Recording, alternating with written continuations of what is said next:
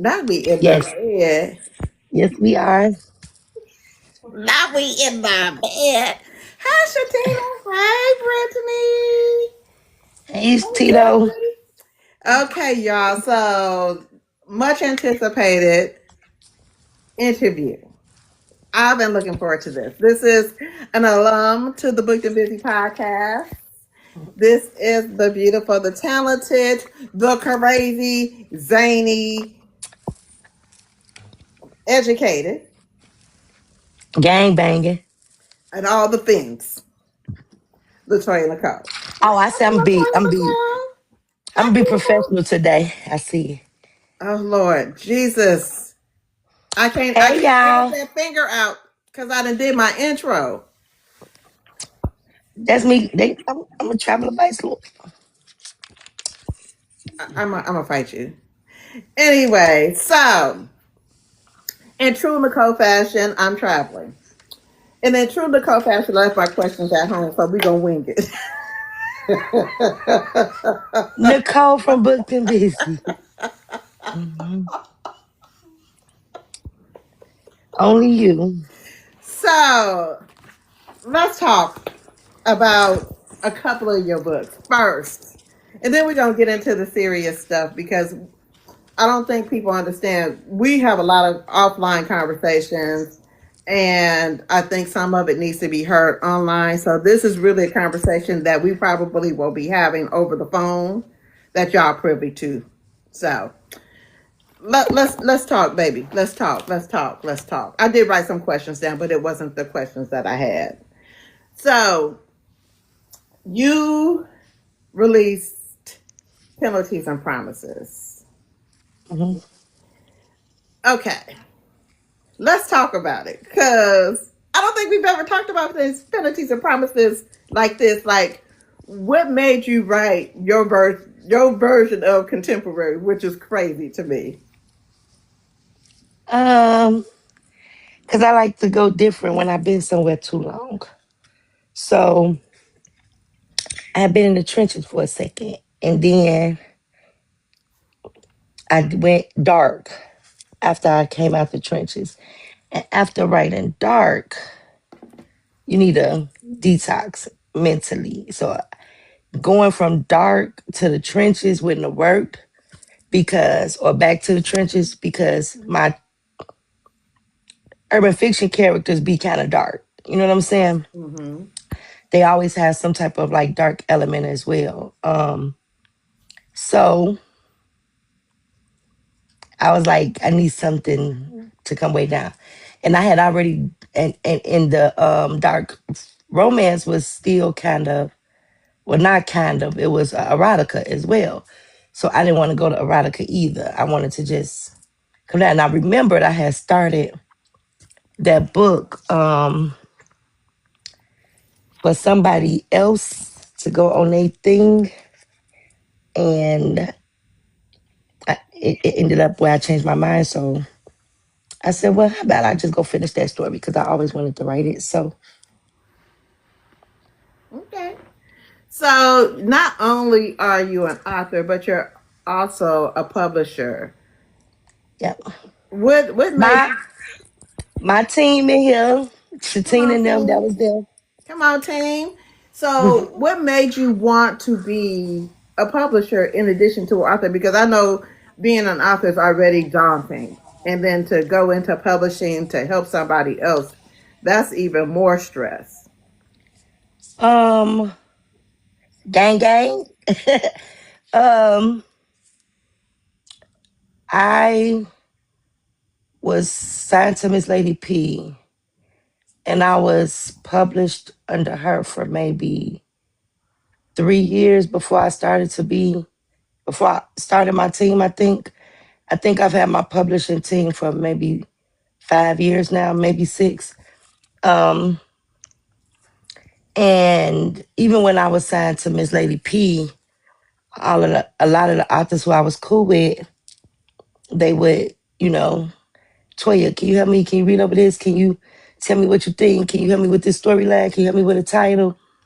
And I never thought nothing of it. I just would always help. And it would always be on point. It would be real good, real, you know what I'm saying? Real good advice. I always helped them. I was always able to break it down to them to where they could understand in a way that they needed to understand.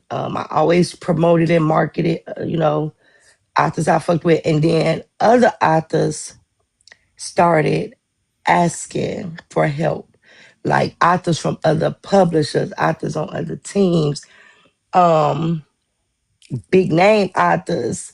And I was just like, you know, I'm already helping when I be a publisher, especially because I like helping people if you're gonna listen. So be clear. Don't come asking me for help and you not one that know how to take advice. Because I'm not doing this shit for nothing.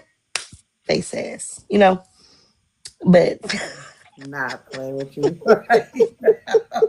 Not. I'm not thank you, playing. Tito. But no, like I really, even if it's a situation where a person be like, but you don't even do that. It'd be one of them situations is of what you don't do teaches. That how the saying go? Like, hey Misha Misha, hey Gina, but like Misha is a publisher, she could tell you, like as an author, we still make mistakes, right? We still fuck up sometimes in our writing. We still miss something. We might write a story and be like, if you go back and read it, or a reader read it, and then you go back and read it and see what they talking about in their review and be like, damn, I could have did this. I could have went here. I could have this. Because sometimes when you in the moment of writing, you can't see the extra, the outside, the part you could have put in, right? So when you're a publisher, you're not in the writing mindset, so you can always see all of the elements. You get what I'm saying? That they could do this, they could do better, they could do this. So when people be like, "How's she teaching them?" But she made that mistake too. Yeah, because I'm not in the mix of it. My missions how much she quit. My gang would tell you, like I told you, they call me Joe Jackson. I don't play with their ass. I be fucking their ass up like, hey, no, that. Like, I be on their ass. Like, don't play with them. And they wouldn't even, if I stopped publishing today, they wouldn't even write no more. That's how much they let me. That's how much of a great publisher I am. They would tell you, if I stop publishing today, they'd be like, well, I'm done. I quit. Oh, okay. I Because they won't get what I give. I understand that. So penalties. And they understand Let's that talk they still need before help. we do that. Let's talk penalties and promises. Tell us what the storyline is, Best friends to lovers. My favorite trope. and why is that your favorite trope? I think it's my favorite trope because I love that they already love each other. They already have this divine, genuine love. They didn't have to go through, not saying they don't go through nothing, but they don't have to go through a whole bunch of hoops and hurdles to find this love. It's already there. They just have to accept that they love each other. It's like everybody else around them be knowing, but they don't know it. You know what I'm saying? And it be cute. I love cute shit. I'm a hopeless romantic. As tough as people think I am, I'm a hopeless romantic. I love me a good love story. So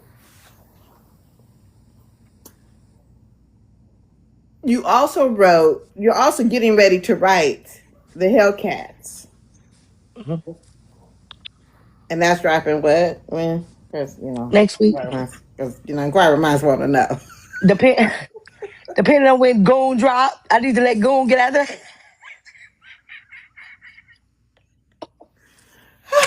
I saw the profile the The profile profile picture picture when changed. You was like, shit, you not getting ready to overshadow me. cause listen, and anybody would tell you I've never been one of them authors. I always be like, I I don't don't care. care who drop. I don't care. I'm gonna drop. Like it just is what it is. But I ain't no fool now. It ain't about me not having a fan base in this, but they is stuck. They is in this world. And it ain't gonna take them long. I don't even think it's a long book, so I'm gonna let y'all go read Goon. Get it out the way, and then I'll drop. Cause I did that last year. That's why people only read until Dev do his part this year. Capone and Capri was dropping every 3 days, and they they was stuck, baby, in that world. I didn't even promote it. I just uploaded the book and said, "Faggot." They wasn't gonna give a fuck about that book. They was gonna be like, "Girl, what, bitch? Where's Capri Part 2.5?" So, shit. I was like, Holler. "Fuck it." I saw that. I was on Facebook yesterday. I saw that profile. I said, "Bitch, I know you fucking." I I'm glad. did. I'm just glad I'm just glad I hadn't announced no date yet because once I announce a date, I won't change it. So now I'm like, okay, let me see when Google go live. Then I And then drop a I'll date. announce my date.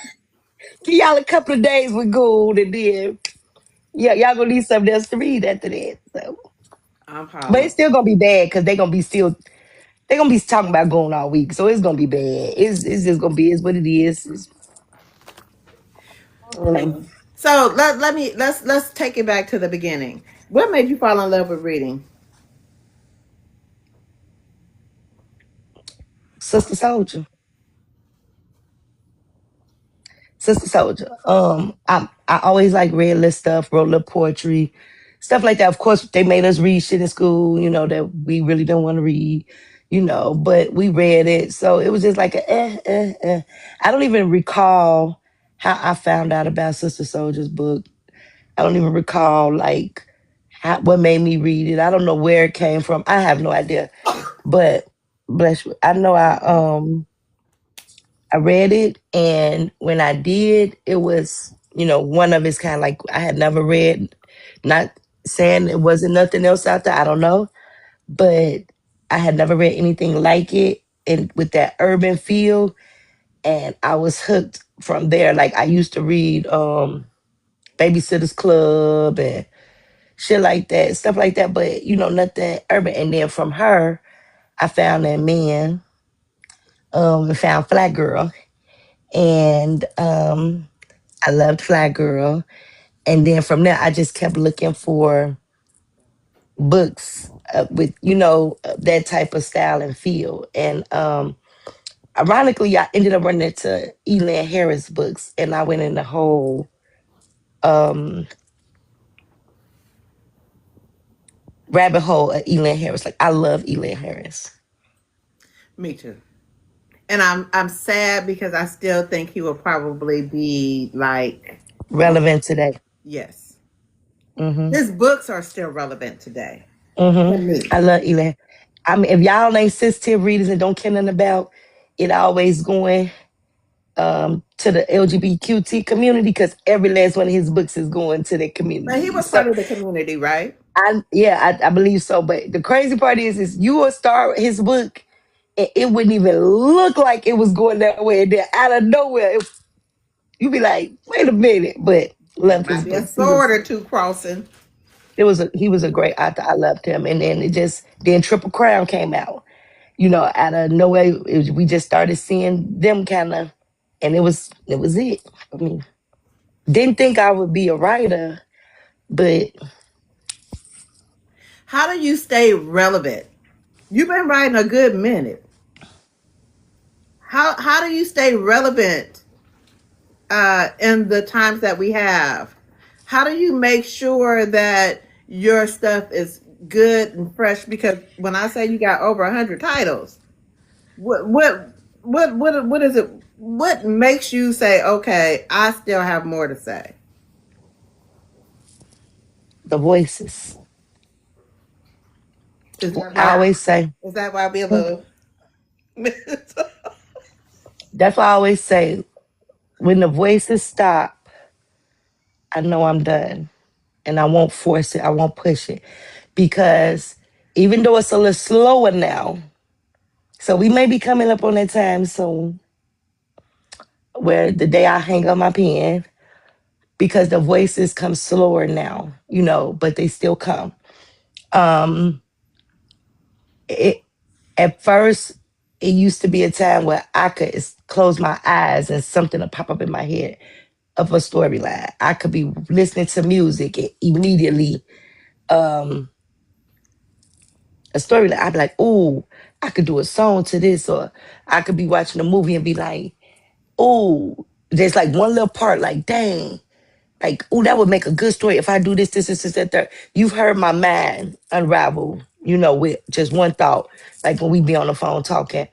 And it used to do it so much. I would have, like, if I show you my notes from 4 years ago down, you would be like, what the fuck? It's storylines in there that I probably never even written, because that's how fast those thoughts used to come every which way. When you're an author, anything can pull you in. It's your passion. You know what I'm saying? Hey, Chastity, anything could pull your mindset into a storyline, right?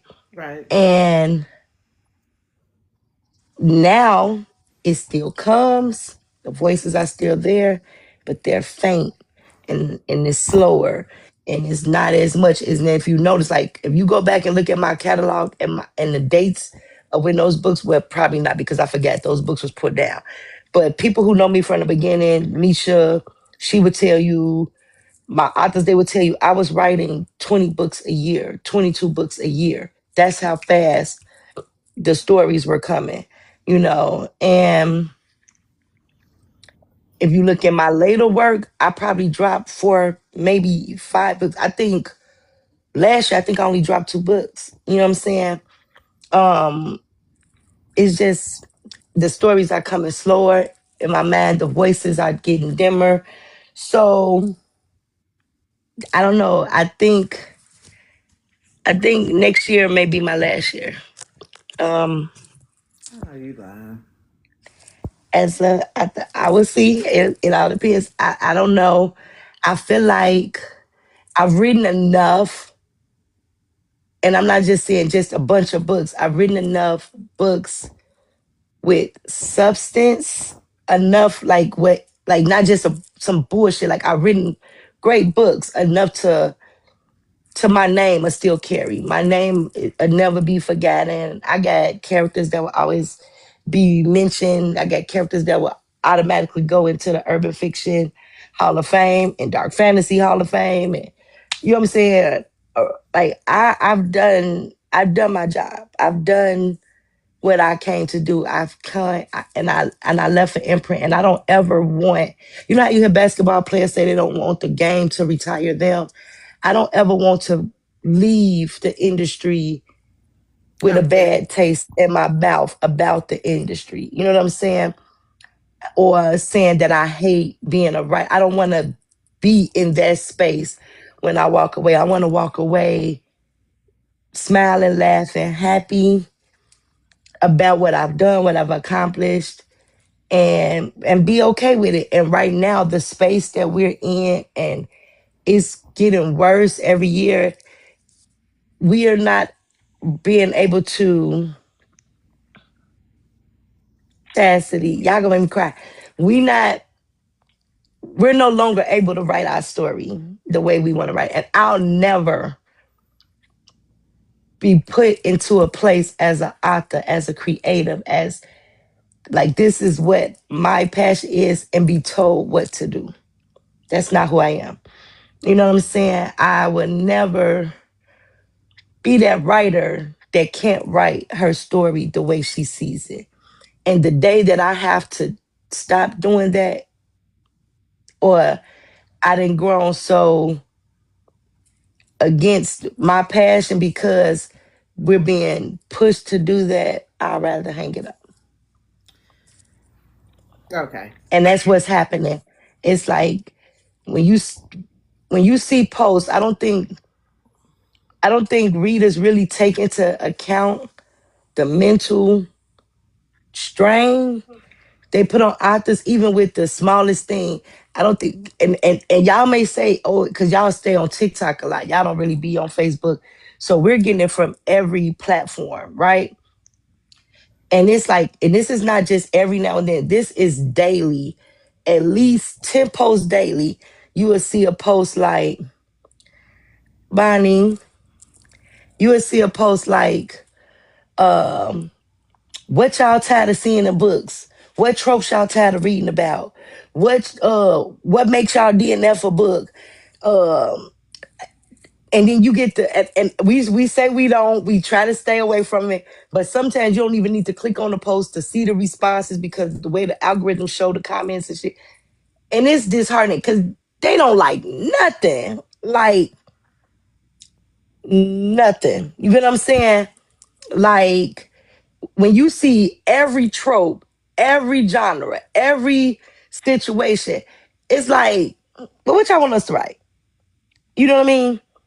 Even the stuff that they're saying, it's not even like speaking on urban, it's general. So even if we was S.A. Cosby, everything, the stuff that they're saying they don't want to see, it's like, what you want us to write? Like, it's only so many ways boy meets girl, girl meets boy, they hook up together. We're changing characters, mindsets, storylines, plots. And then when we reach out the box and try to do something different, we getting dragged for that too. Like, that's unbelievable. It's not realistic. It's fiction. You know what I'm saying? Like, billionaires don't do this. My billionaire do whatever I want him to do. You know what I'm saying? Like, and you try not to be that after that be like, fuck y'all, fuck that. I don't give a fuck out. You know what I'm saying? Because you want the readers to love your story. You want the readers to read your story and love it the way you envisioned it. But you understand that everybody might not. But when you constantly seeing this all day, it's mentally draining, it's mentally straining. And at some point, you're gonna stop having that passion and that love for the thing that you love so much. It's just like if you go to work every day and you love being an insurance analyst or whatever, but your boss is steady bragging your ass every day, drag you, what you gonna do? You're gonna start looking for another job, correct? Like at some point, your mental becomes more important. And it's hard. Like we get literally no grace, like none as African American authors. And it's disheartening and it's stressful.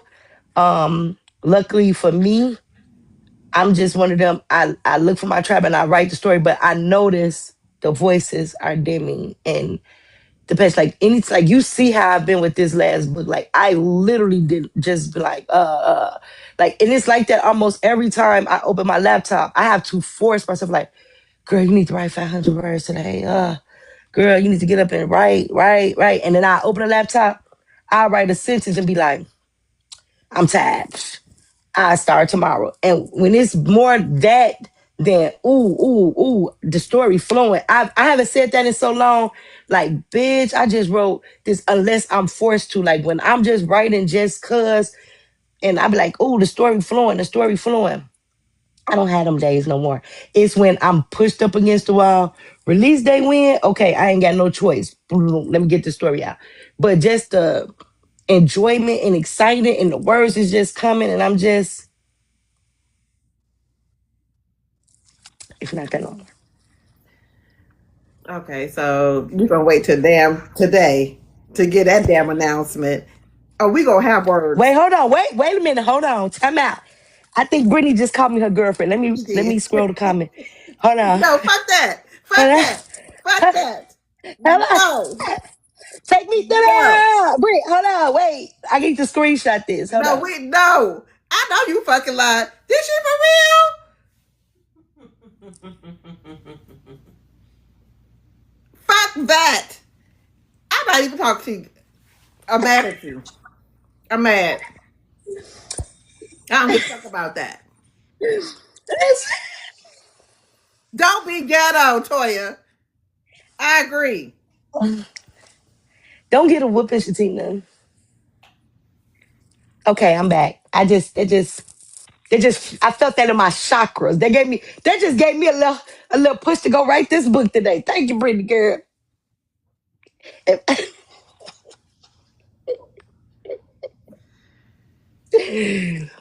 But yeah, I'm mad.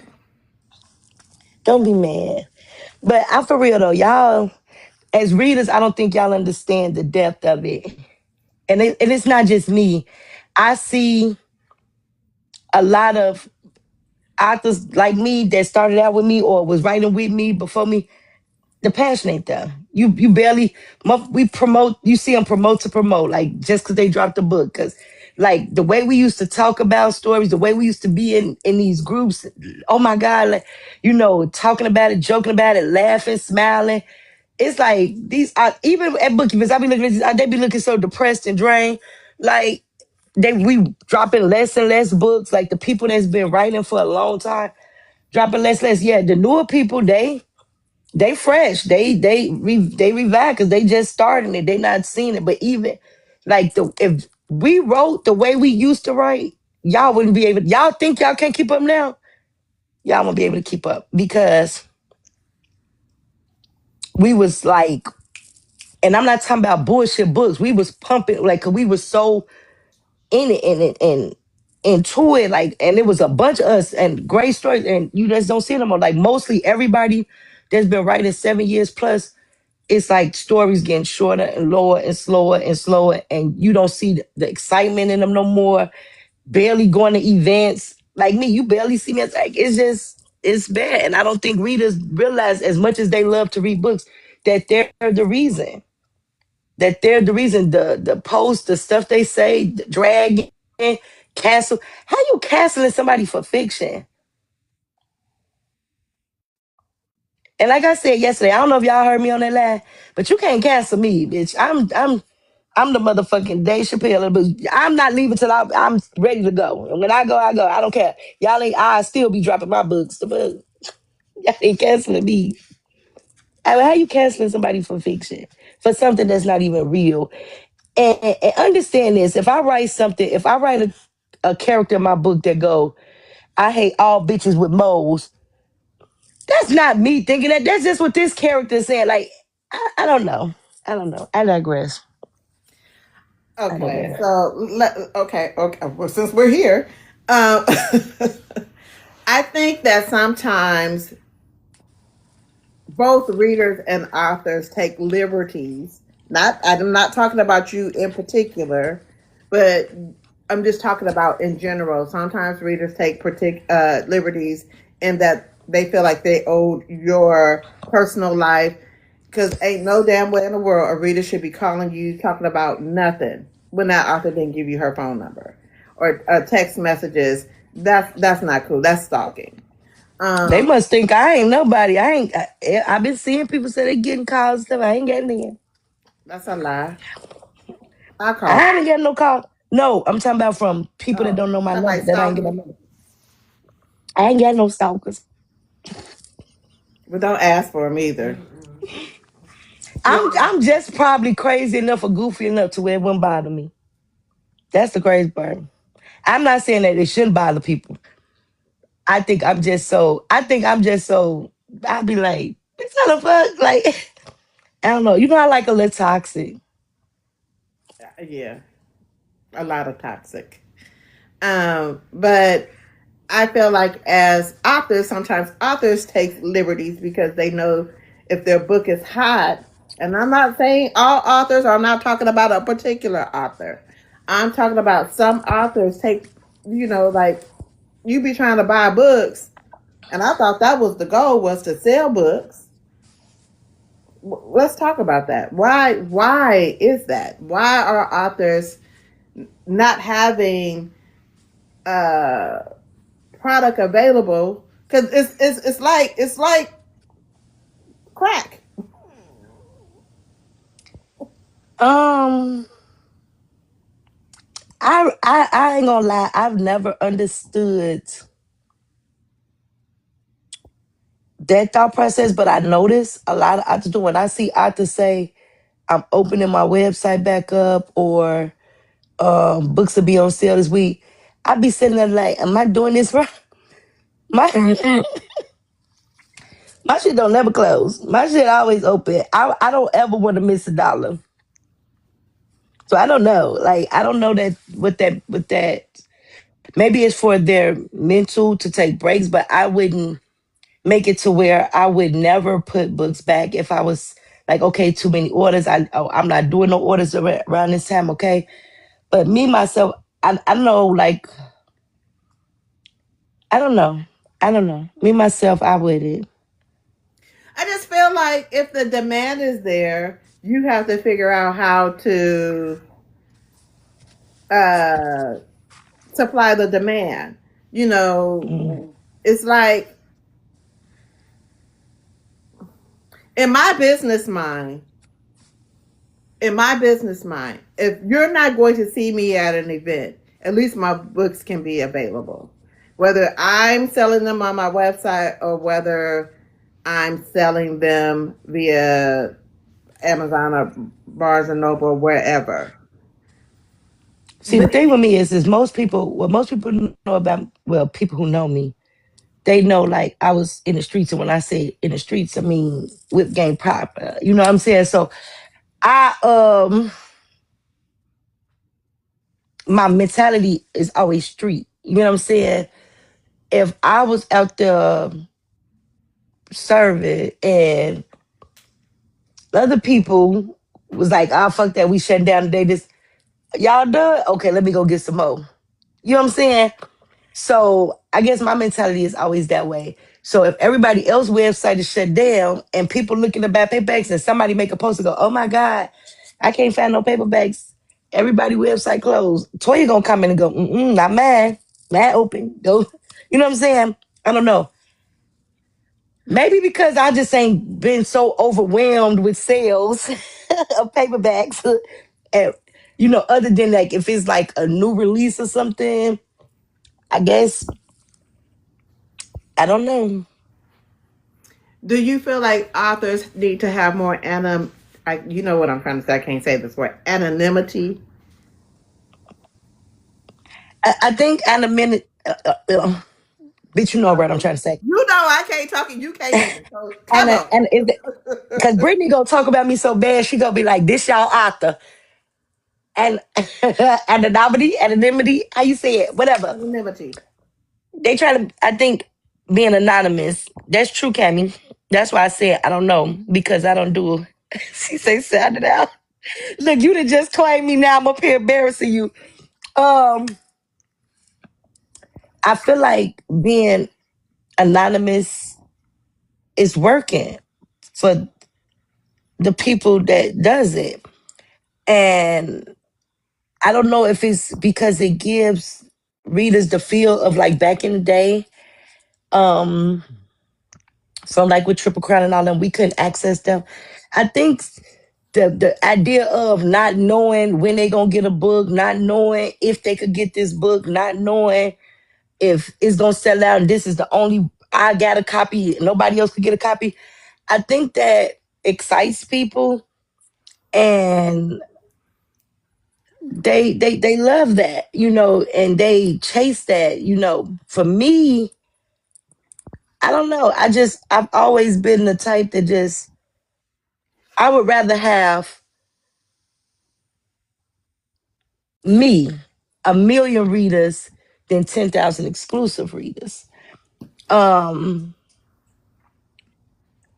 I think because of my way of thinking, I end up getting that sometimes like, oh, that's just Toya. Oh, that's just Toya. And then somebody, let's just say, um, I'm gonna use Tamika because she just dropped her first book, debut book. And let's just say she drops a book and they don't know her and she's anonymous and it's like, and she come in the room, it's, oh my God, it's Tamika. And I'm sitting there like, mm. Like, bitch, oh my God, it's LaToya. Like, you know what I'm saying? Like, do you not know that I've shifted mountains in this industry? You know what I'm saying? But I'm such a girl next door, and my personality is such girl next door. I think people don't realize, you know, that I'm a big deal sometimes. I think they take it for granted, and it's just like, oh, that's just Toya. Not just me, other people. Like Cammy is another girl next door type of person. Um, who else? Misha is another girl next door personality. And we always talking, we always visible, we always out there, we always laughing with the readers talking. We'll come joke like sit there and talk with somebody we don't know for hours and like and you don't get that type of air from us. Bitch, no, I don't talk like, I don't know. We just always there and talk. And so I feel like sometimes people take that for granted and just be like, like, oh, that's just, and it makes me sometimes wonder if I need to withdraw and draw back. Um, do you feel like the internet is destroying the book industry? No, I Okay. don't. I feel like as much as we love Triple Crown in them, and as good as they did, they could have done a whole lot better if the internet was available the way that it is. Now, um, we didn't know when they were dropping books. You know what I'm saying? You know how many sales they pretty probably could have got on release date if we knew. Like I said, I didn't even know True to the Game had a part two for years. For years. You know how many sales that was missed in that time? You get what I'm saying? That could have been had and utilized if it was internet to broadcast it, promote it, market it. You know what I'm saying? A lot of us don't just walk in bookstores. A lot of us don't just go shopping in big bookstores and looking on shelves and stuff like that. I ended up seeing it in somebody's house. That's how I found out. So if it was internet, somebody would have said, "Oop, I got True to the Game too." I'd have been like, "What is out?" Boom, ran and got it, just like anybody else who loved that series.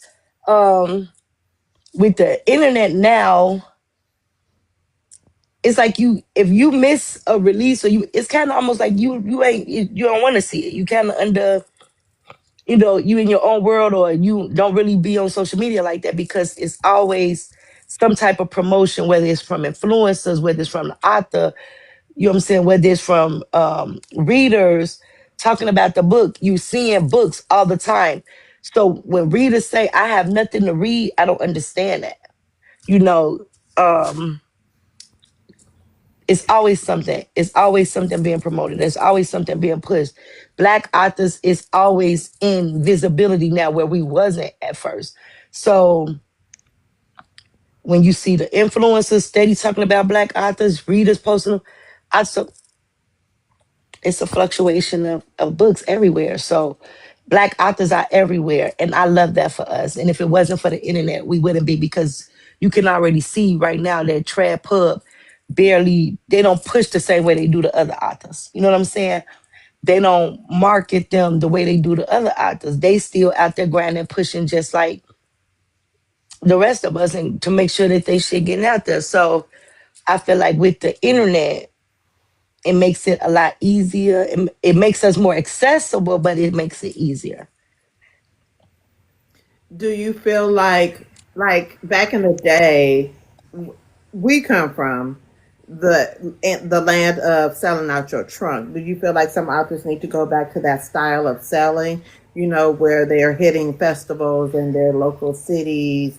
They always have books available in their trunk. Do you feel like I feel like you should always ask them, because I swear every time I go somewhere, somebody will be like, "Why you didn't bring no books?" I'll be like, I don't just keep books on hand. And I always cuss myself every time, like, damn, I ain't got no damn books with me. But will it be lucrative? No. Will it be a good thing to always have some, because you never know where you're gonna be, who's gonna be there? Yes, but I don't think it would be um, lucrative, because look who's outside on them corners nowadays. But you gotta be in certain, you gotta be in the right spots. Baby, you gonna fuck around, them YNs gonna rob your ass and then go sell your books to somebody else. You out there on them corners talking about this book. Like, and people, it's hard to find a tribe of readers. Like, I live in Chicago and I see it all the time. The reader space is not real big here. So it would be hard for me. I would have to go out of town and do it. And stand on the corner in Chicago. It just ain't. I mean, I'm not standing on a corner, but I'm just talking about that hustle of hitting up your local farmers market if you're not doing anything, But that's what or I'm saying. hitting Our up farmers markets festivals. are in the suburbs. Festivals are in the suburbs. They not reading our shit. So in Chicago, so I can't speak for other states, but I'm saying in my state. So I'm I'm pretty sure that it's like that for a lot of other authors. So you would have to kind of travel and do something else. And then when you start traveling, then you have to start now adding in expenses. And then now your mindset is, I gotta sell enough to try to cover what I just for the room, for the gas, for this. And then it becomes like, might as well shouldn't have did that to begin with. Okay. Just asking. Trying to get your Chastity, get stop starting shit. trying to get an author's perspective. I Um, mean, it's nothing wrong with ever hustling your book somewhere. I'm just saying, I don't know if it would be to where you could sustain financially from doing it. But it's never wrong to hustle your books anyway. You should always try to sell your shit. When I be on the plane, I be airdropping links and hope people accept. So if y'all are out to do that shit, it's, you know how many people on the plane? Or if you're in the airport and people have you'll be surprised how many people accept the airdrop. They about to be on a flight and be bored. They might be like, let me check it out. So I've never I'm really thought, always a hustler. but no, I would never thought that because first of all, I don't have an iPad, iPhone. I have have Android. We don't. Yeah, but a lot of people, I mean, not saying a lot of people don't have Androids, but a lot of people have iPhones too. You know, and I know we had a debate all the time on Android, iPhone, but because I have an iPhone and others, and I know it be people, I airdrop. Even my travel business, I airdrop it on the plane or in airports and stuff like that. Or if I'm in a place where it's a lot of people in that vicinity where um, that airdrop could reach them, I airdrop it. And some people accept it, some people don't. They be like, what the fuck? But you'll be surprised how many people will accept the airdrop. I think people are genuinely nosy. Like me, if you airdrop something to me, I'm like, is this somebody nudes? What is this? I'm gonna open it to see what it is. I'm nosy. That's probably, why people so easily hack through emails and stuff, because we're nosy. We gonna open it. Most people. So if you got businesses, products, whatever you sell, and you got an iPhone, airdrop it when you're around a group of people. I love that idea. It's going in my book right now. Um, let's talk. Let's ask some questions about you. Um, describe yourself in one word. What storm called me? Prolific. Prolific.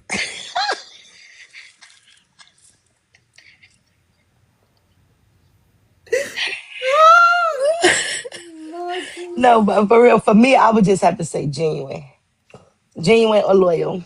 Transparent. Genuine, loyal, transparent. It's me. Okay. What are three things you have to have in order to write?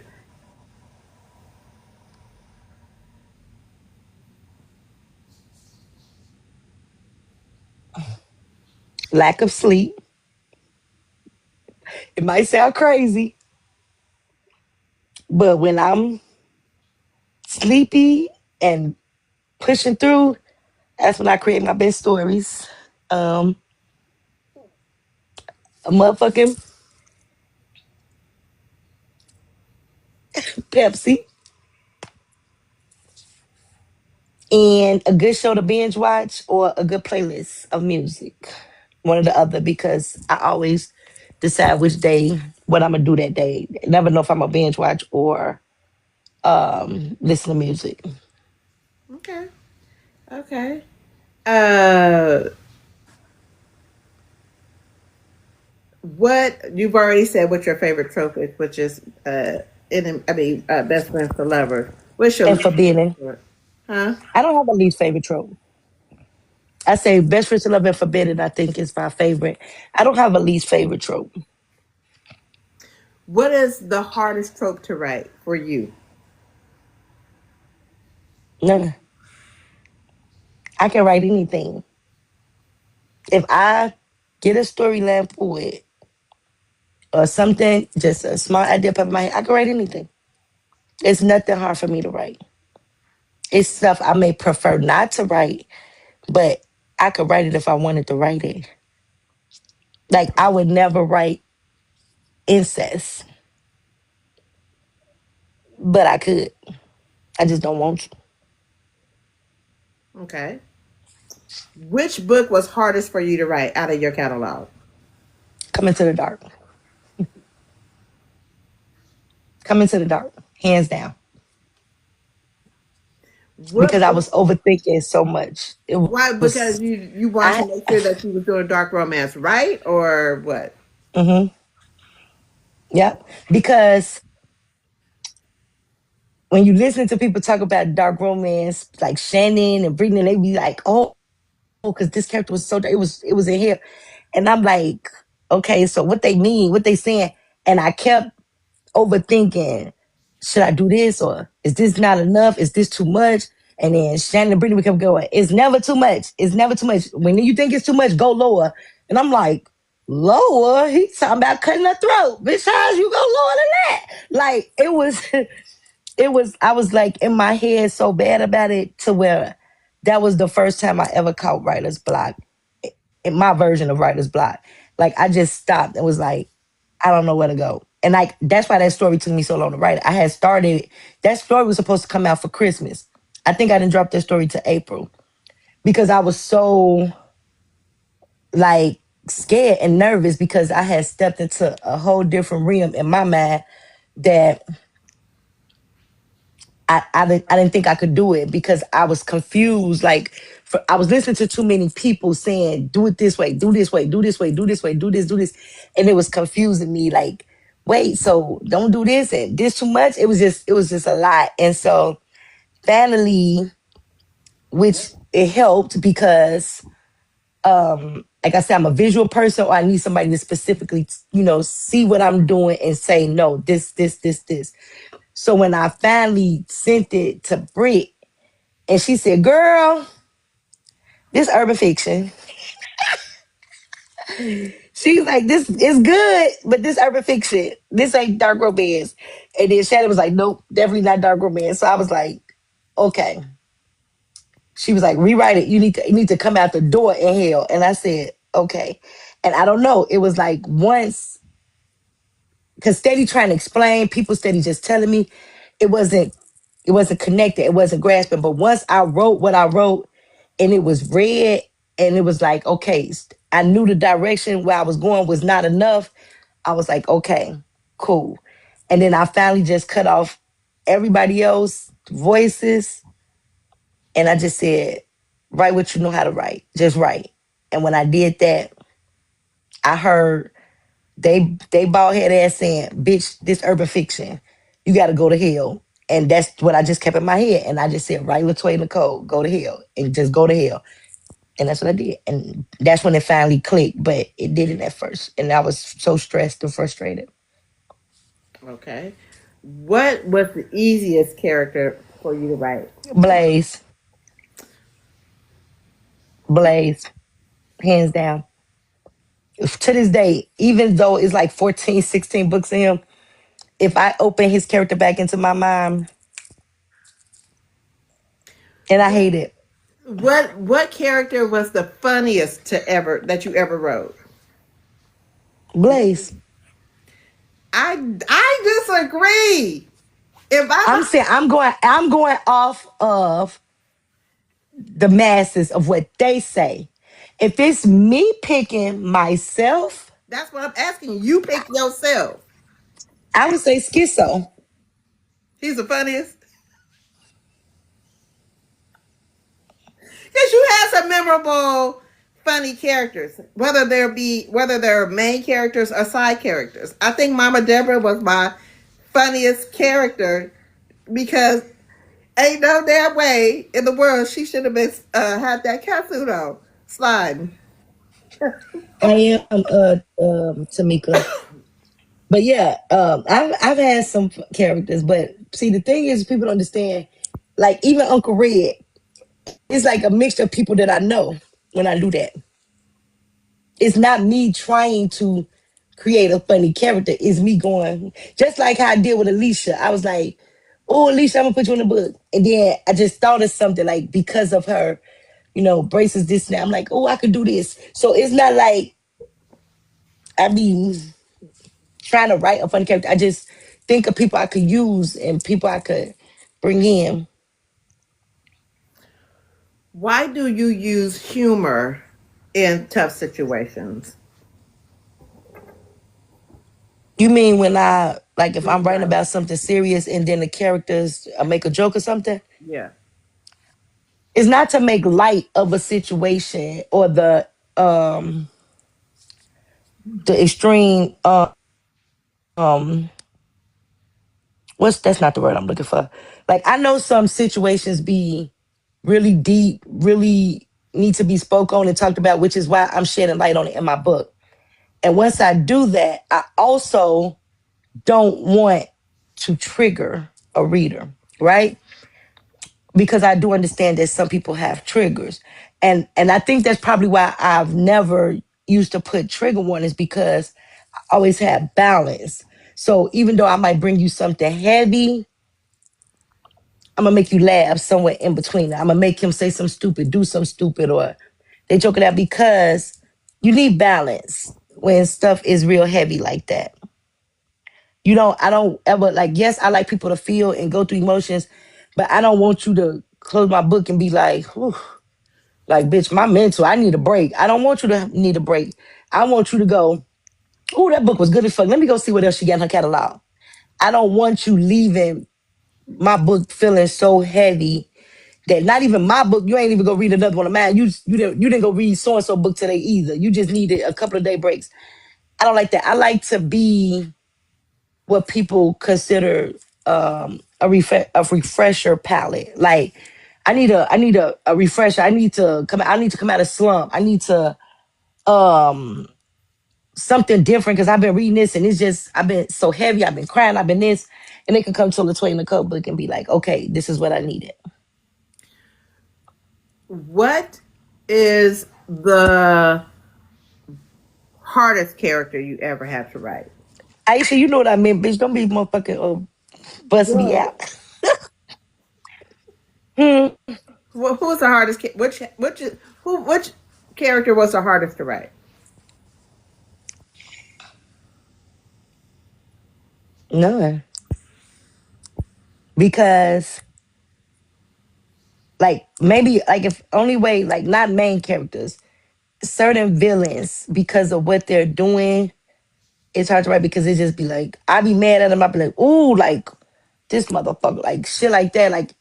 But I know the character that he's needed or she's needed in the story, but like main characters, none because they voices be in my head too deep, and I already understand where they need to go or where they want to go. So none. As complex as Phantom was, it was easy. He was easy to write. Who was your most hated villain out of your catalog?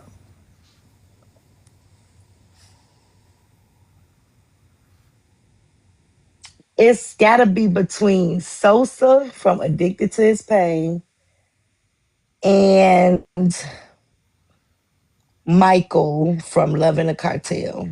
They father, I believe. It has to be between them two.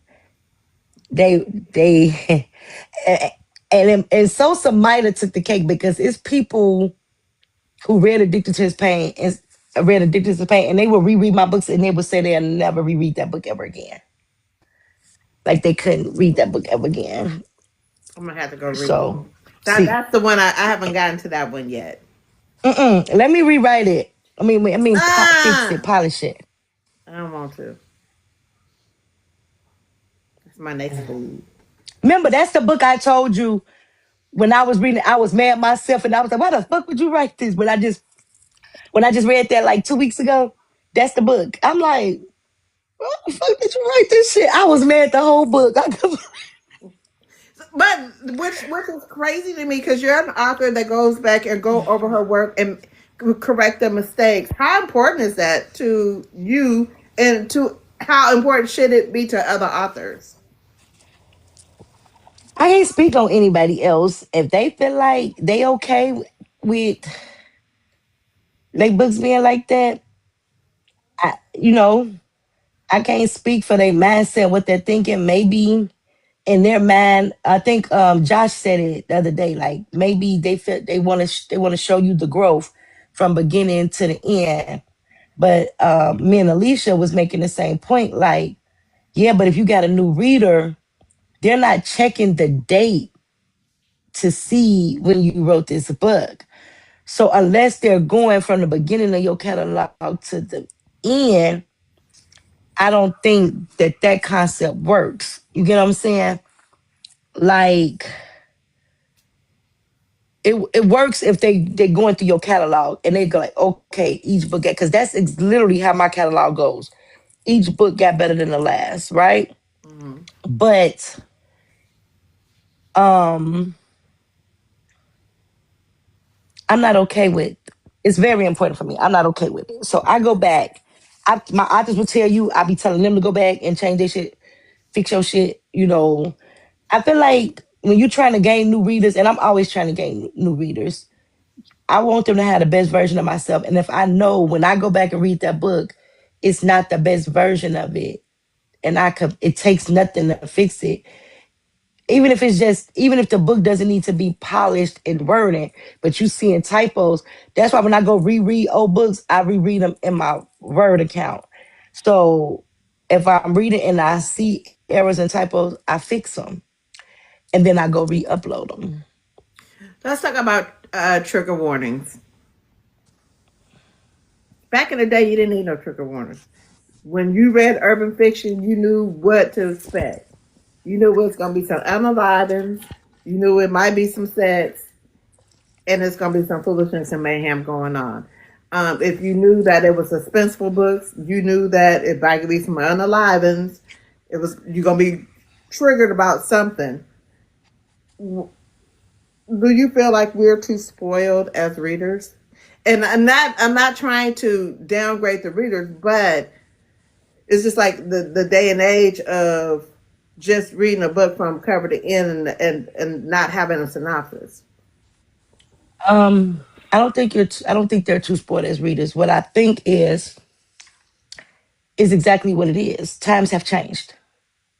And I just said this the other day. Just like authors change and we change in how we write and we grow, readers change and how they read and they grow.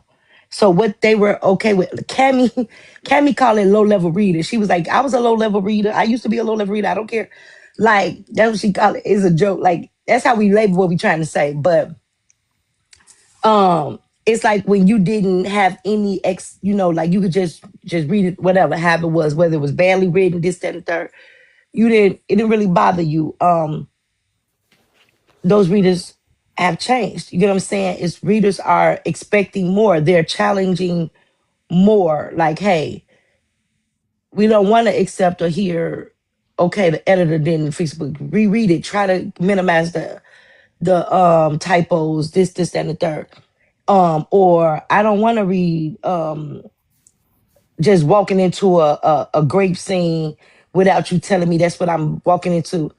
Okay, cool. So long as you know when I put this trigger warning, my version of it, because I'm not gonna flat out put a warning. I write it in a way that you know what's in there, but in my words. Um, I'm not changing my story. My story is gonna be what it's gonna be. So I don't mind giving you a warning, letting you know what you're going into. Um, because I do understand that people have triggers, and I do understand that I know me, I will push the envelope to the seams is busting. And I'm okay with that. You know what I'm saying? Letting the reader know, hey, it's go deep. It's gonna get a little messy. But if you stick with it, or you could skip those scenes. Cause sometimes you don't always have to close the book. You could just skip past the scene because you could see when it's leading up to it and keep going. But I don't feel like they're spoiled. I feel like they're requiring more. And because it's just like in a relationship, right? When a woman, when a guy been dating women that's okay with just Netflix and chilling all the time, and then they get with a woman that be like, you gonna take me on a date, you gonna take me outside. They like, The fuck? Like, bitch, these bitches so Netflix and chill.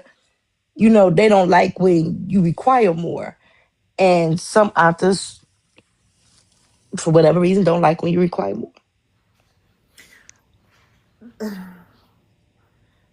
I had a question. Do I don't prefer trigger warnings for myself as a reader. I want to feel the story. I want to be surprised in the story. I want to feel all the emotion. I don't want to know it's coming.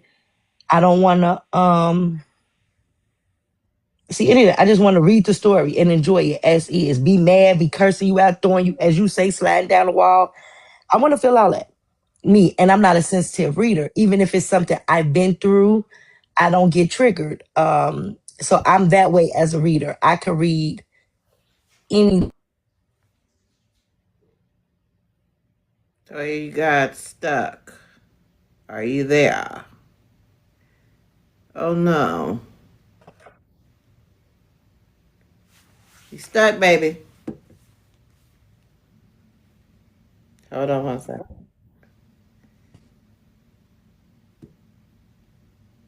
With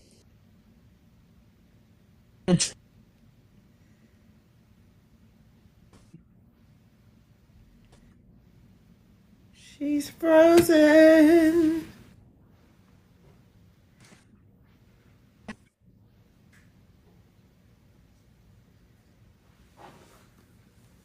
I just sent her a message. Hopefully, it's not her phone dying. It can't be. It's got to be her internet is freezing. She paid her phone bill. Don't do to her like that.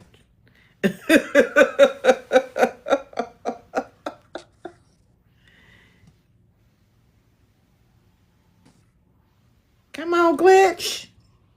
Work yourself out. There she go. There you go. y'all could see me. I can see you. Can you see I me? heard y'all the whole time, and it was. I heard you the whole time. It wasn't frozen on my end. You was I was just talking. Like I could hear everything you was saying, and I could hear me. So, and I could see me moving. So I don't know Now what could you say that again, because I think we missed some of it. what part did I freeze on. You were saying how you don't care about trigger warnings when you go into a story. You like to be surprised. Yeah, and I like to feel all the emotions. I like to feel everything. I wanna be surprised. I wanna feel everything. But I'm not mad at somebody who feel like they want trigger warnings. But I prefer not to write them. Yes. But I would prefer to write my story the way I want to write it more because I feel like without the trigger warnings, you have to kind of tame your story so that it is not offensive to somebody who it might trigger. So I would rather give the trigger warnings than to change my story because, like, when you open a book, it seemed like it put you right at the trigger warning. I opened one book and it told me I was like, what the fuck? I was so mad because it put me right there, so I knew what the story was gonna be about. Hey, niece.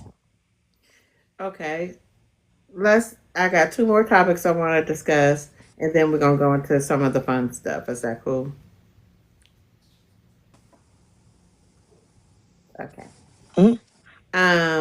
Let's talk about authors and reader spaces. Um, why is it important to maintain your professionalism while you're in author spaces? And what is too far for an author to do going into author spaces?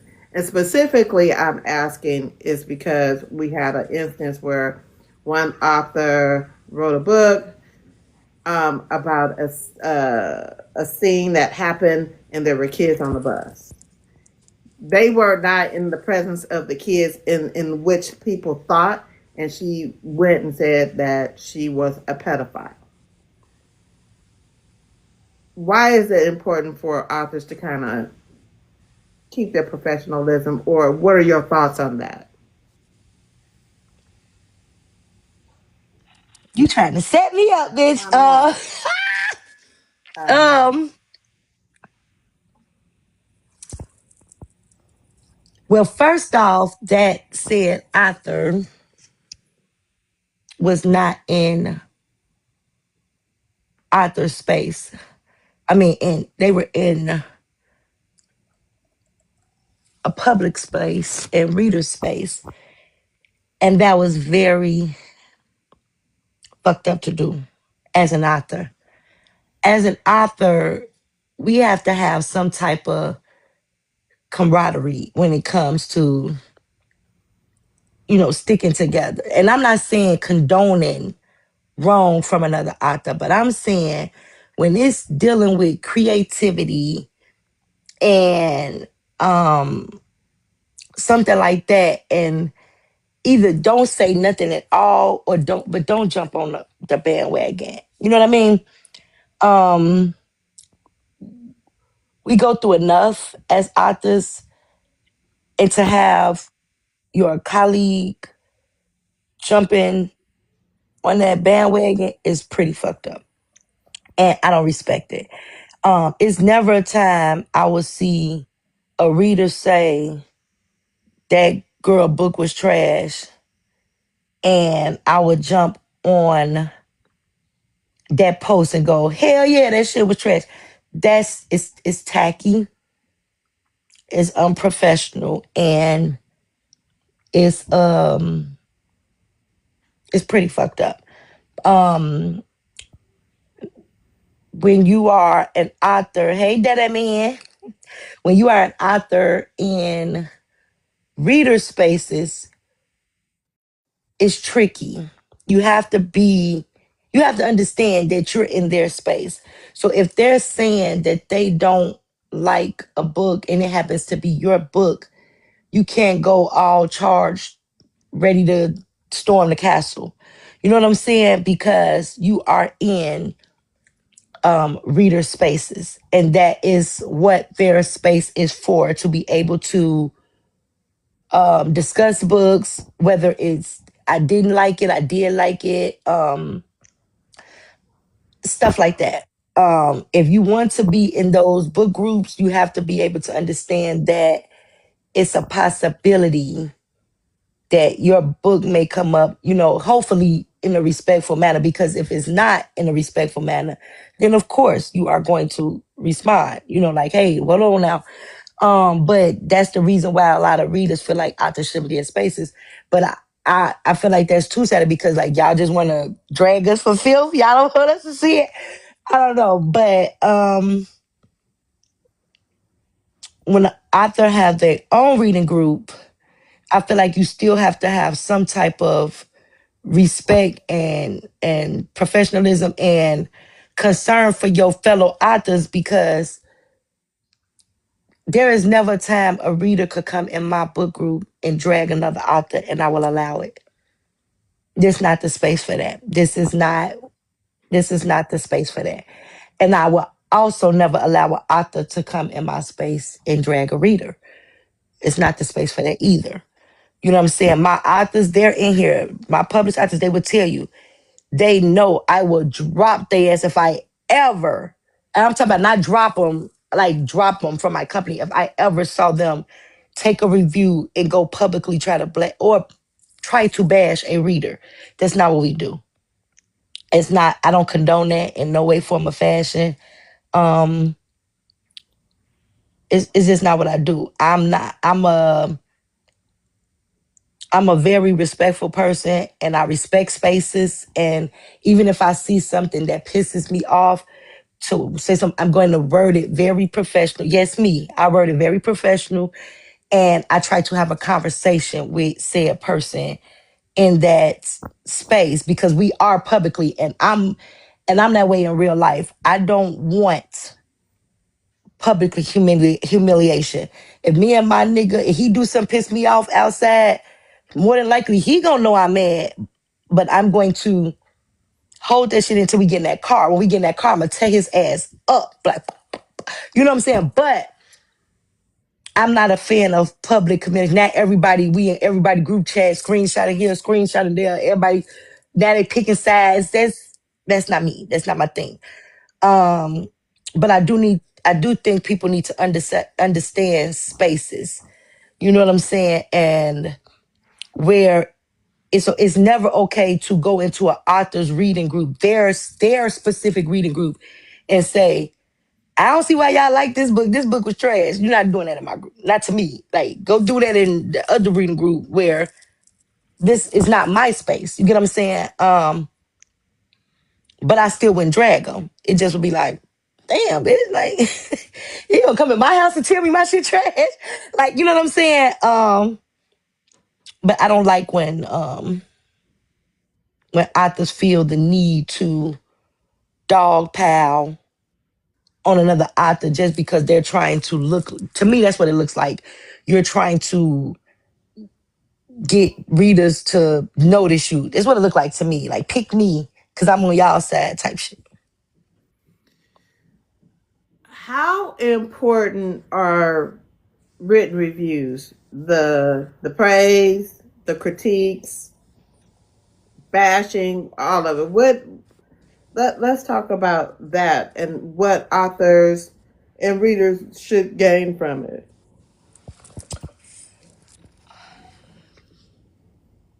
Who you trying to set me? I got a girl. I'm not trying to Um, set you up. I just want no, because these are conversations that you and I have off camera.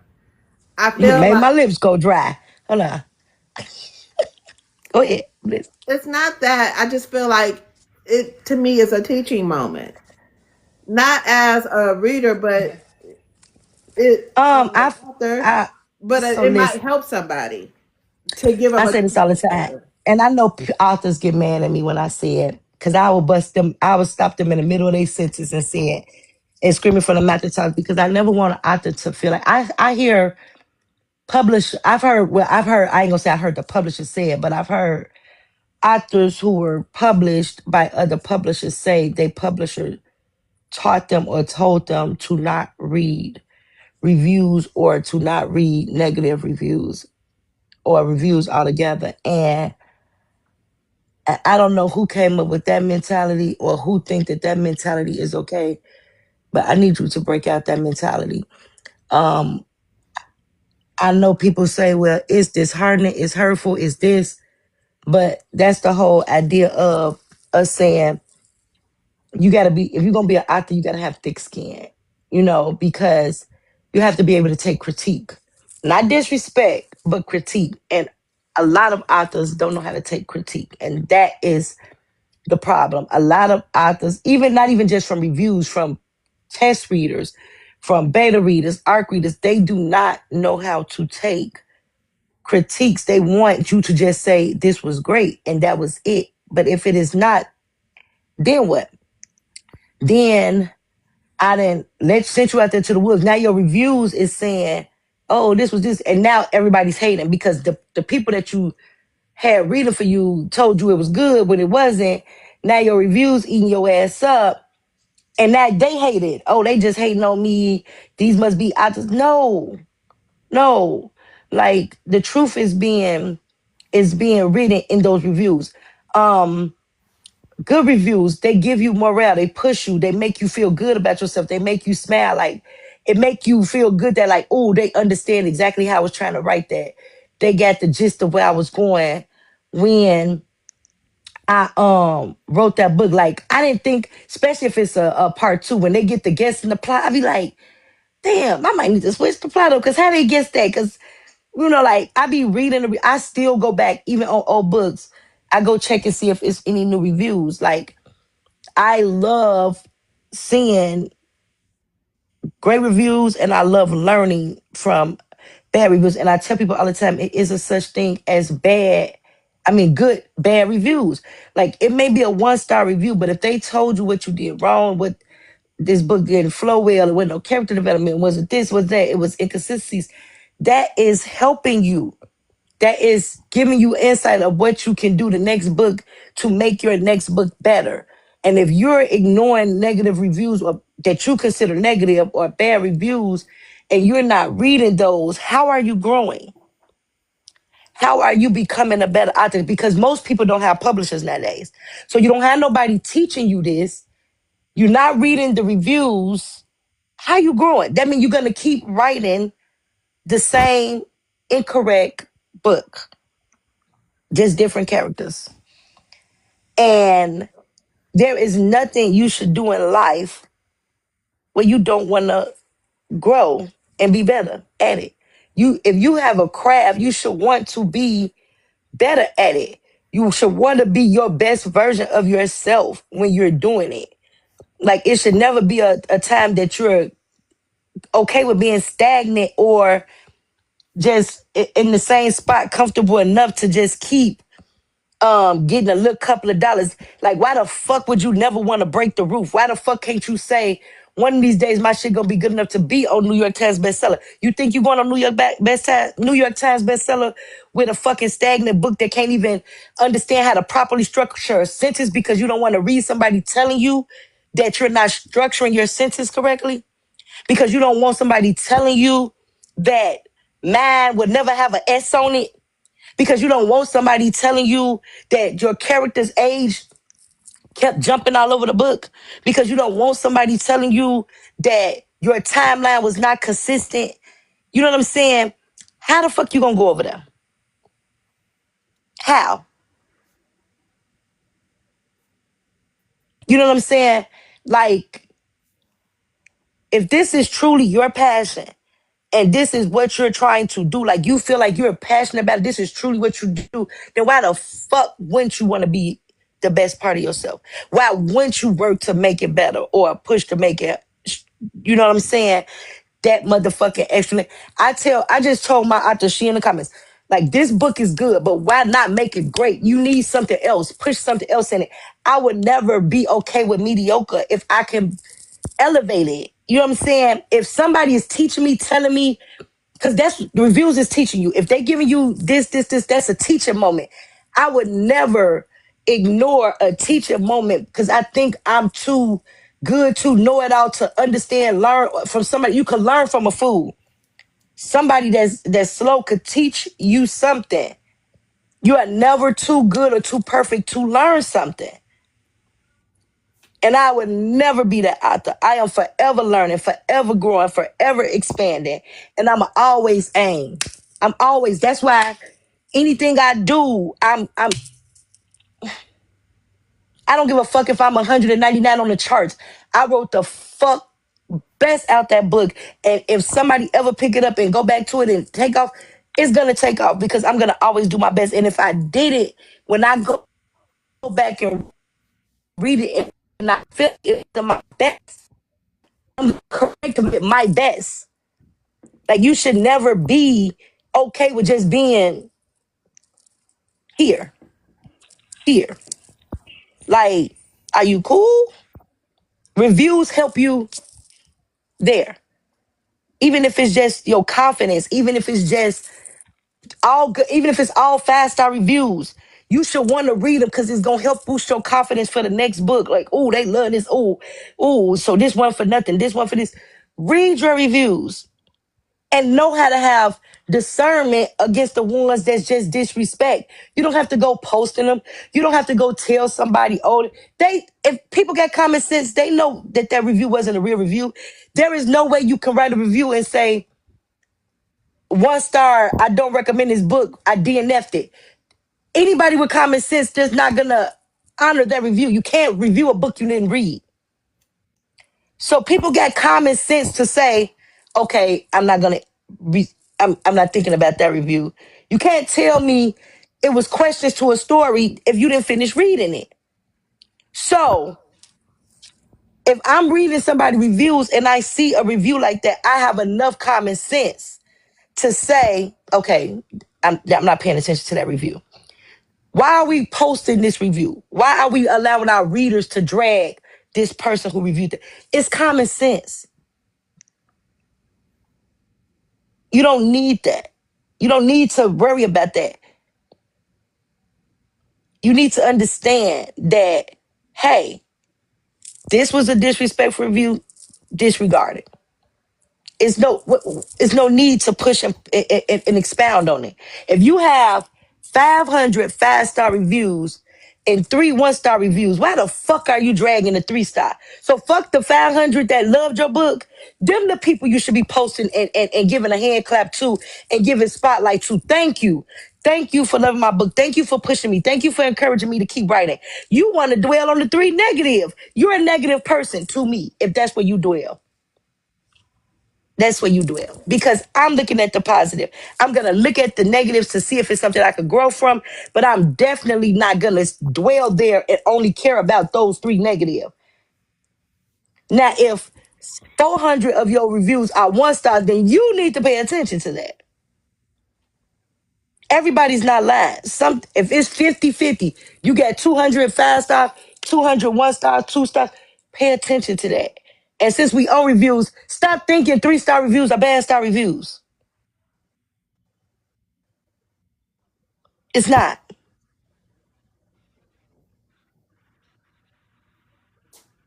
Y'all bring it exactly. You bringing more attention to the negative than to the positive. So now in my mind, if I read what the review is, because y'all don't even be realizing it is a good bad review. So when I read the review and it say this book had a lot of holes and questions in it, and the shit just didn't make sense. It kept jumping, it kept time jumping, and then it ended, and I didn't understand this. And now you didn't posted it on Facebook, and that now I'm like, oh, I was gonna read that book. I ain't reading this because now I see what's like. You bringing attention to it.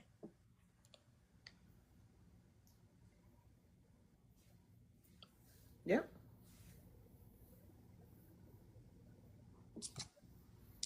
That's all I can say about reviews. Okay. And I'm sorry, I'm not trying to offend nobody, but I just I just play victim a lot, especially when it comes to reviews. And readers be eating it up.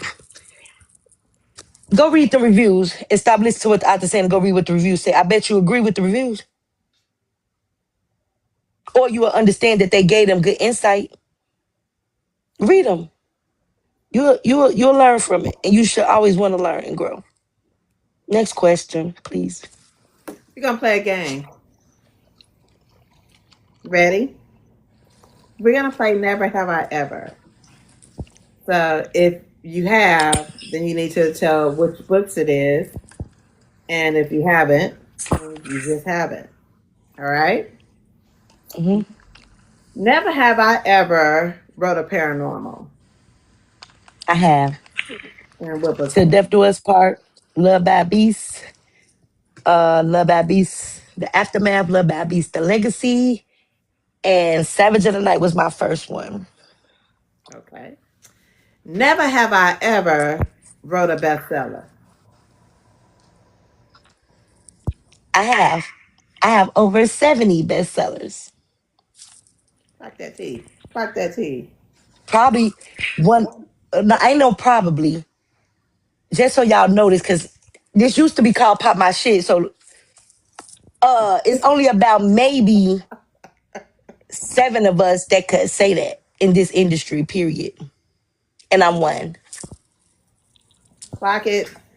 Never have I ever wrote a sports romance. I have more than one, but I'm gonna just say, because please don't go read that old one. I ain't gonna even name it. Um, Penalties and Promises and Small Town Christmas, Savior and Serenity. Never have I ever wrote a science fiction. I've never. Never have I ever wrote a hated character. Shit, I have all my books. There's somebody there. There's somebody there that you gonna hate every book of Mad Hell. Sometimes they hate the main character, shit. Because baby, in certain never wrote, most of my reviews, they hated the fuck out the vibe. I'm like, damn, what sis do? She ain't know her nigga was a fuck nigga. Listen, anybody that can get me to fuck them in front of my husband. Put that shit back in. And then y'all know, but listen, real quick. Then the husband laid on that, they gonna say, bitch, why you have to put it back in? That burnt his toast.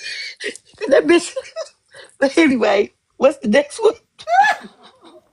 Um, never have I ever wrote a book about yourself.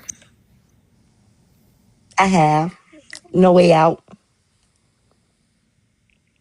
It's my first book, and it's written differently because it's mostly all in my point of view for obvious reasons. And it's about what led up to me going to jail for murder.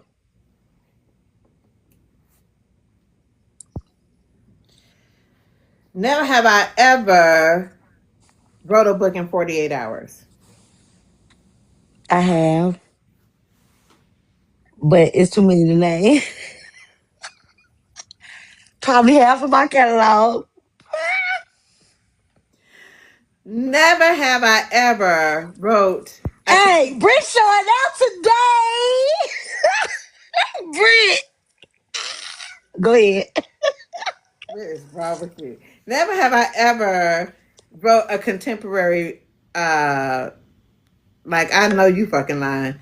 Um, never have I ever wrote a contemporary romance. I don't think it's contemporary, but it's my verse. It's my try at it. Like, well, not my try at it, but it was softer, way softer. So that's the penalties. And because I don't want to say it's contemporary, it's just no pow pow, bang bang.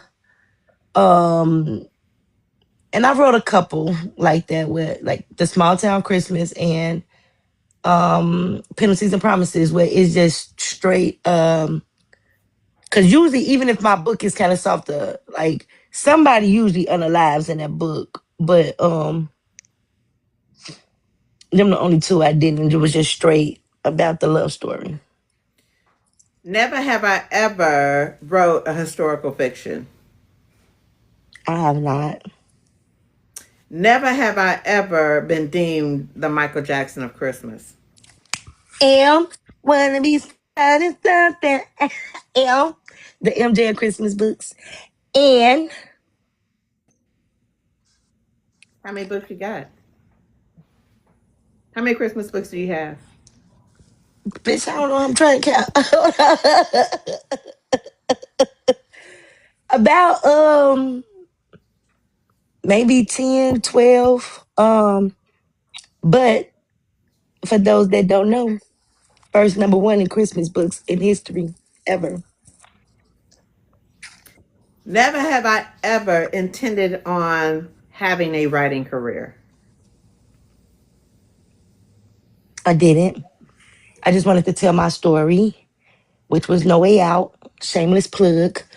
Um, and my publisher, Miss Lady P, wouldn't give me a one book contract. That bitch was like, no ma'am. And she kind of basically, I don't know, she always says she felt like because when she read my submission, she felt like it was more like I would be able to unlock something, and she didn't want me to walk away from something that she felt could be great. And so thanks to her, here I am is. Because she wouldn't give me a one book. All I wanted was a one book contract because I only wanted to write this story, and she wouldn't. Had she only gave me that contract for that one book, I wouldn't have kept writing. Never have I ever wrote horror. I haven't. I haven't wrote horror. I've written Even dark romance paranormal, but I could don't. slightly be horrific. It could be horrific, but it's not horror. Horror is Horror, like horror. I The know. Stand or It or Navi books and stuff. Never have I ever wrote young adult. I've never written young adult in its entirety, but I have a couple of books that start with them as being young adults and then going into adulthood, like Holding Down the Block. They started like that first chapter started with them in adolescence, and then she went to jail, and then it comes back as them adults, and then penalties and promises the same way. So it start with them in young adult because I want to show something, but then because I can't properly, I just can't see, I just can't write them having, it's hard, right? Having, look, I get it. I know we was 17, 18 fucking, but it's hard for me to write it. Okay. Because if I'm a writer, I'm a write it, and I don't like, really make me feel, I don't know. Okay. Well, we come to my favorite section because I got to check out. Um, Three authors you want to induct into the Author Hall of Fame.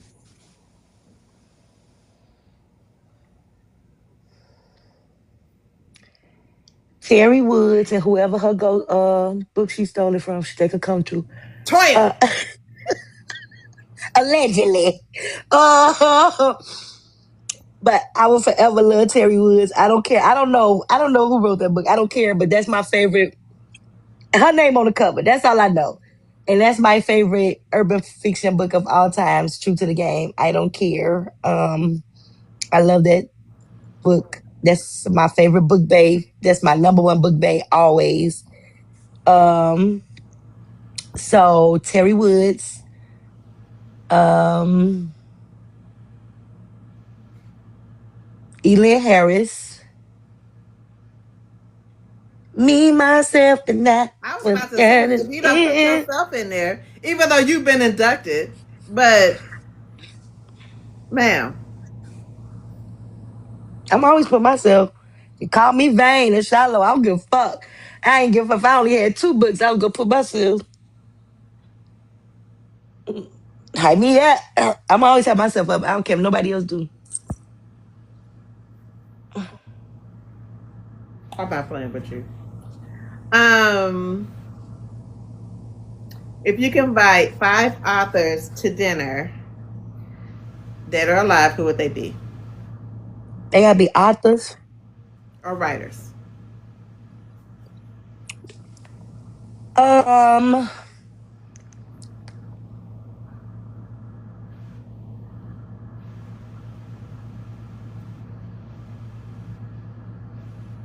Siobhan Latrice, because bitch, how the fuck you write them long ass books? Every book, bitch. Her and Cammy do that shit. But Siobhan got so many books and she do that shit. I don't know. And that's my bookie, but Miss Lady P, because she been writing for a long time, and she was the one that gave me my start. So I will always um put her at the table. Um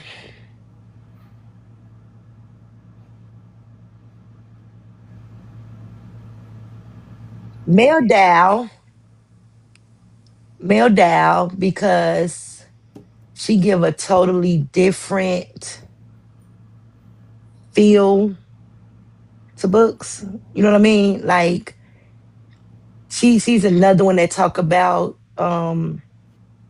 things that go on in the world that's uncomfortable to talk about.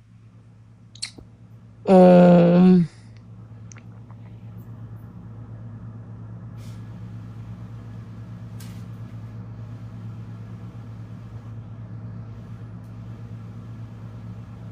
Bria, you gonna sit on my lap. Uh uh I don't know. You got two more.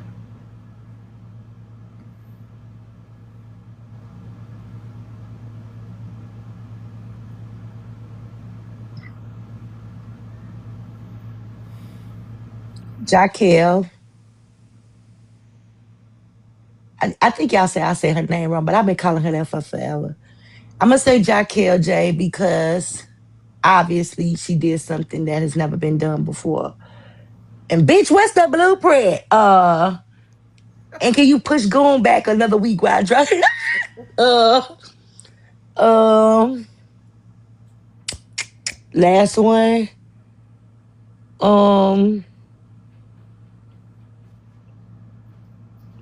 Monet Presents. I'm bringing my whole author team. That's one name. So, but they coming because they need to soak up knowledge and what's at that table. And as my honorary chair, I'm bringing Bree because she got a whiteboard and that's my girlfriend. She write on her whiteboard.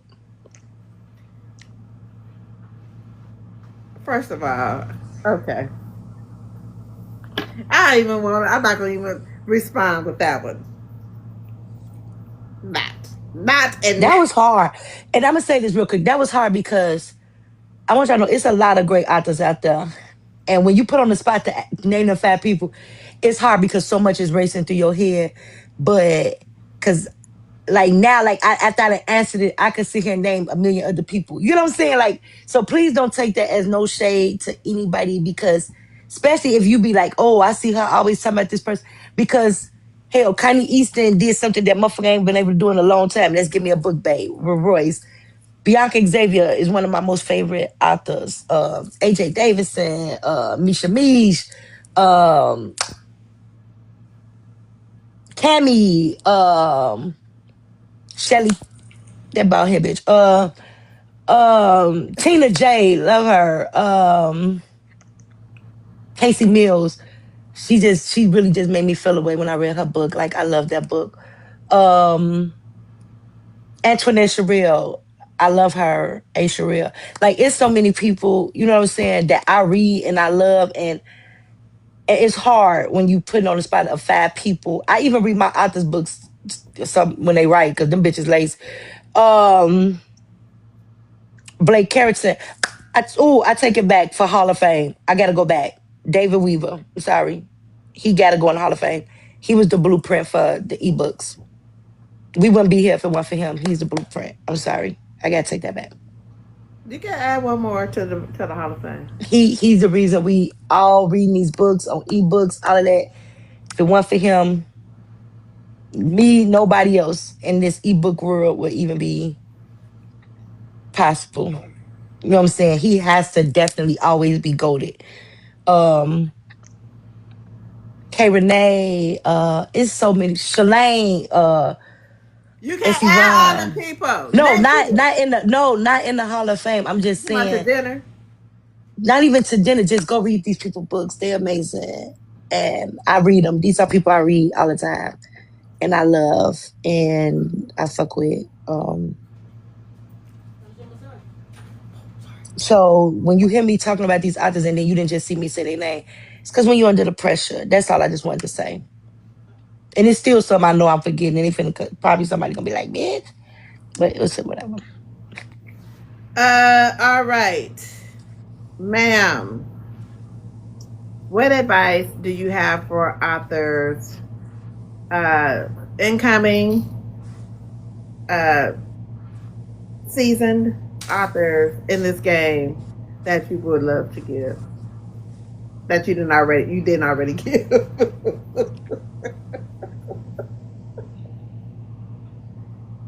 New authors, be prepared, be ready, be have thick skin, take constructive criticism, take critiques and understand is to help you and better you. Um,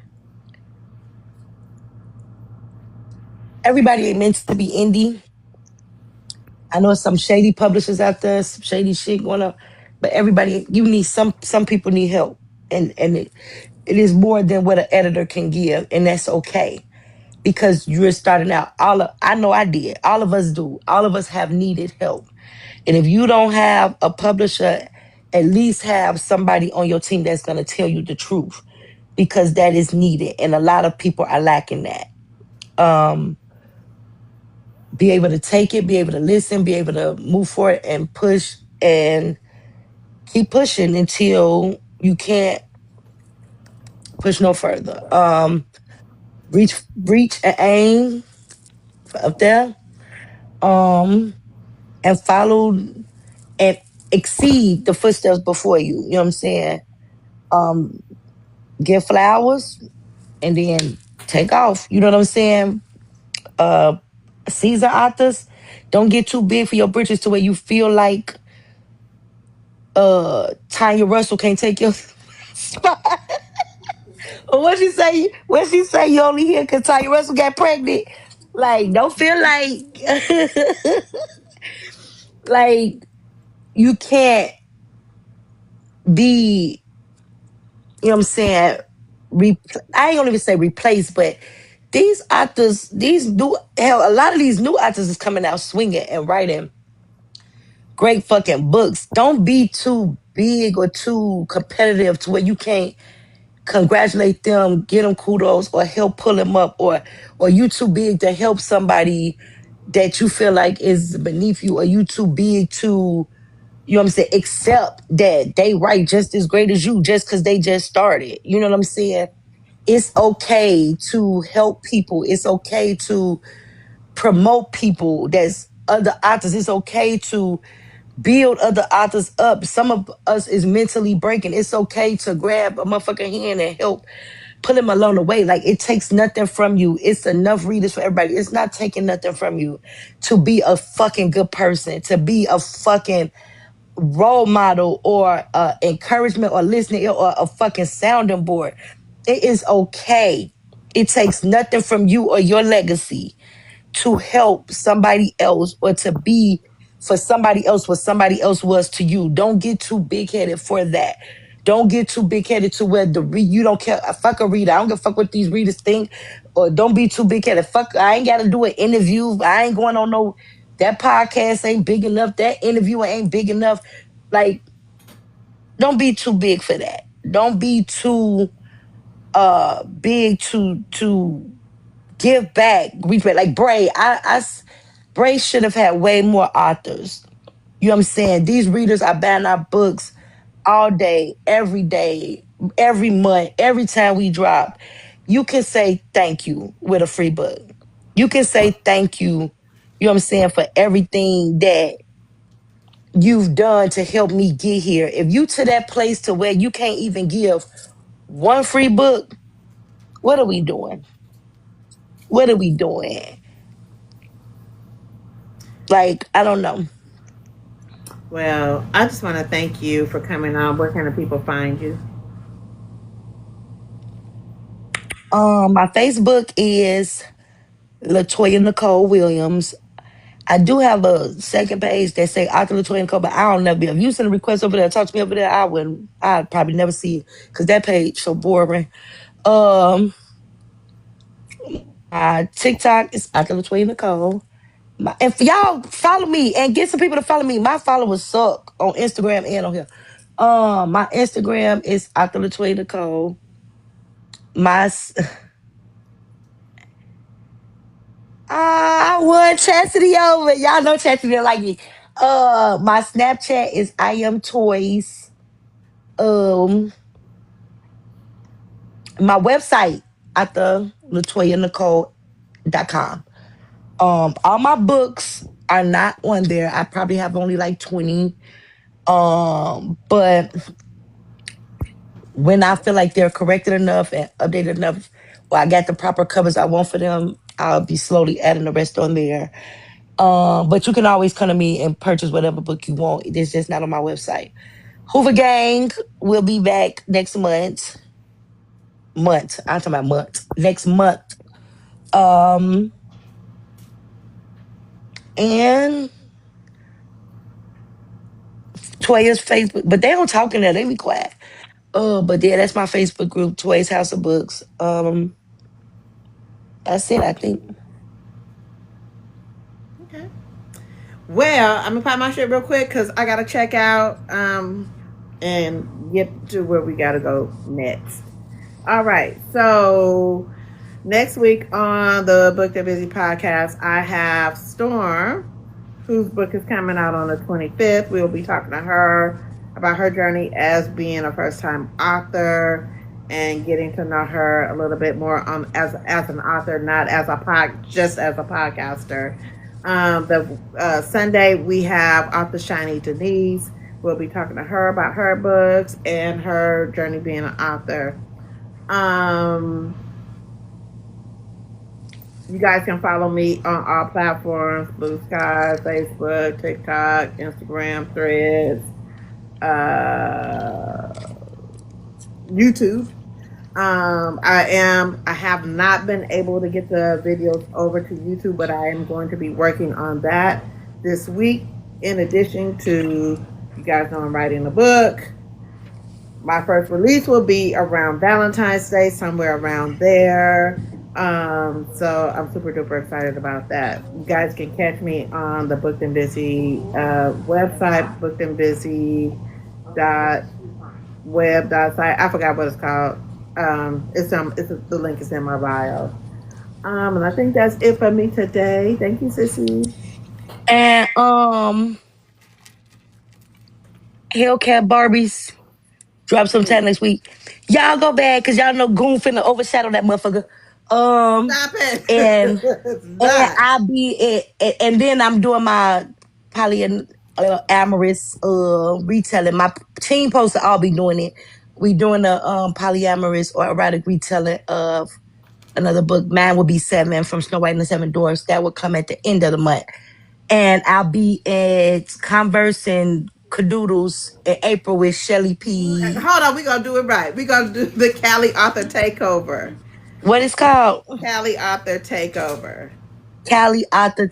Wait, but what's the other? The It's books and Converse. That's the thing. oh, okay, yeah. In April, I might be in the Boozy Book Tour in Vegas in February. I'll be at Faye and the A with Jess. I don't know the date, but I'll be there. I think it's June, right? Yeah. No, it's Uh, July, September. June. Oh, I think it's September. September. I'm supposed to be somewhere else, but I don't remember. Get back to me on that. But I'm supposed to be somewhere else next year too. Oh, the Denver dungeon night. Sunday night. Me and Leisha Mhm. going for Boozy Book Tour. And I think I'm not gonna be a participant, but I'm going to Monique and Monique thing, I believe. I forgot what it's called, but it's in Urban Pensacola. Lit. Yeah. So if y'all want book events, these people have them. Check the pages, whatever. Sign up for them. Go to them. Even if you're not going as a participator, out to go see how it is. Support. And yeah, that's my TED talk for today. Oh, and real quick, when y'all hear me talking shit on here, don't take it personal. Don't take. I just be talking shit. Don't mark me in the box like I don't take it personal. I just be talking shit. I just be joking. Well, I appreciate that because I don't take it personal because I know your heart. But anyway, I love you. I gotta check out. I got 5 minutes Love you to check too. out. I don't have my clothes on, so I gotta brush and put on my clothes. Anyway, Go ahead. I love you. Lay y'all. And I love y'all. Y'all make sure y'all tune in next week. Somebody gonna be live this week. I don't know who's gonna be live, but I'll be doing writing sprints during the course of this week because I was shitty last week. So just expect my writing sprints is gonna be shit. And I got a girlfriend, y'all. Bye, fool. Love y'all. Happy reading.